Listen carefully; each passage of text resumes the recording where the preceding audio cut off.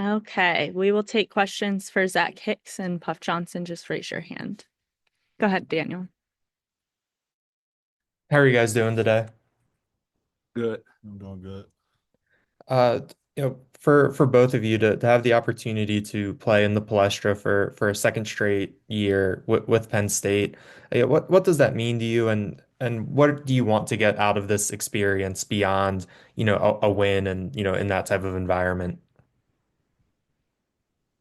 It's a cool environment playing at the Palestra, and last year was our first time for all of us because it was our first year. But it's a cool experience seeing how many people support Penn State, just like out of state college, and it's something that hopefully we can deliver to the fans and just give them a good performance.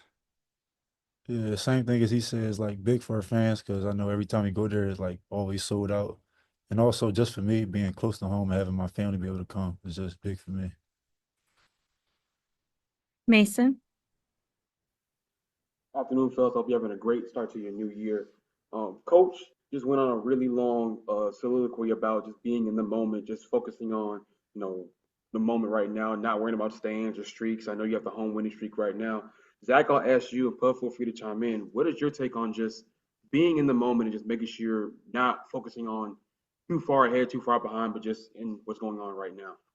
I think it's big that we just focus on the moment because you don't want to look too far into the future and then you let the present slip up on you. So every day we just take it day by day, which is like, well, right now we got practice, so we're just going to focus on practicing, not focusing on what's going to happen Sunday and the game time and the fans and stuff like that. And we'll just focus on that when that time comes. But yeah, just being present in the moment is huge. Max. Puff, Mike, Coach Rhodes just said that Miles was emotionally drained after the game because he was playing hard and didn't want to let his teammates down. What was he like in the locker room afterward, and what's he been like in practice now that he's finally able to get on the court? Yeah, I'm proud of him. He's doing a great job. I know how hard it could be, especially jumping in your first real live action is in Big Ten play, and so it's definitely challenging. But he did a great job yesterday. He's been doing a great job in practice, and I'm really proud of him. Just the maturity level he showed in the game yesterday, because he came in big moments and really helped us. And it's just awesome to see that, especially from someone that just really stepped on the court and calls basketball, and then stepped right into a big time Big Ten game. Brennan.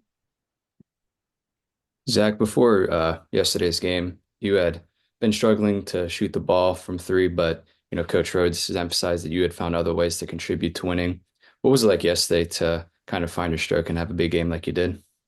I think it was just good, just seeing the ball go through the rim again after the last three games I had. So just staying confident and never losing composure within myself or never losing trust, knowing I'm just a good shooter. So I just kept with it, and then I guess the law of averages plays out. Daniel. Zach, you mentioned getting the chance to be close to home with the Palestra game. When you were growing up, what was it like to, be in that area with so much college basketball? I know you got to experience it a little bit at Temple, and now all these years later, what is it like to be able to go back and play there? I think it's huge just because you just hear about so many like historic games that were played there. Obviously, I went to Temple, so a lot of Big Five games were played there, even if it wasn't just us playing Penn. So just being there and my family being able to come and just playing in that historic building and hopefully coming out with a win would be great for me. Michael. If you stepped up against Purdue and Trey Kaufman ran, how are you preparing now for Omar Ballo, Malik Renew, and the rest of the Indiana front court? Yeah, they're good. They're good players, and like Zach said earlier, we're just taking it one game and one practice at a time. So, of course, we're gonna watch film and see what they like to do and see their tendencies. And our big thing this whole year is just take away what they want to do and just try to make life harder on them on the offensive end and defensive end. All right. Daniel, go ahead. What has it been like seeing Freddie get a lot more comfortable, with this team and kind of come into his own? We saw those big dunks yesterday. Just how have you seen him come along to where he is at this point? Yeah, he's doing great. It's awesome to see the type of maturity level he's showing too. Just like I said with Miles, and just the way he's stepping up for us is huge. And Coach Rose always talks about our army, and that's just a prime example of just players just always stepping up when their numbers called and when they need to make plays and make plays.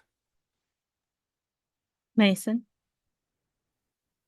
Zach, I know I asked you about the whole staying in the moment thing, but I think I just noticed on your shirt. Does your shirt say one more? Yeah, yeah. Our coach got it like this I because was, I was about to ask, is that something y'all came into the season with? Like, did y'all decide that as a team that y'all was gonna do like that model for the shirt? Or for yeah.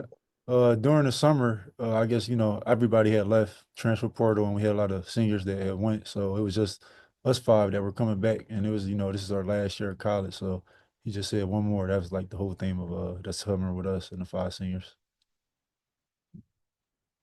Okay. Thank you, everyone. Thanks, guys. We'll see you Sunday.